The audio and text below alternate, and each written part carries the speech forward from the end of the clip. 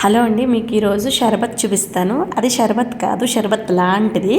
మనము తులసాకు వాటర్లో వేసి బాగా మరిగేదాకా కాంచుకున్నాము. విడిగా మనం ఫస్ట్ చియా సీడ్స్, అలాగే నన్నారి, మనం సమ్మర్లో ఎక్కువ తీసుకుంటాం కదండి, వేరు నుంచి వస్తుంది. నన్నారి తీసుకున్నాము ఎందుకంటే హీట్ బాగా తగ్గిస్తుంది బాడీలో. మనం తులసాకు నీళ్ళు అనేవి గోరువెచ్చగా తీసుకోవాలి, ఏ కషాయం తీసుకున్నా కానీ.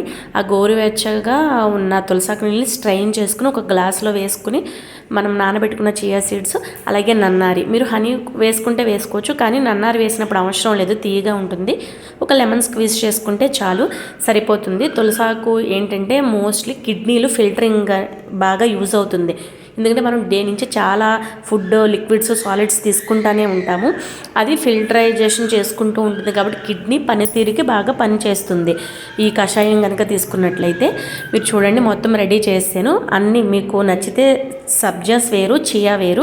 చియాలో ఎక్కువ బెనిఫిట్స్ ఉంటాయి, సో నేను చియా యూస్ చేశాను. మీ ఇష్టం ఏదైనా.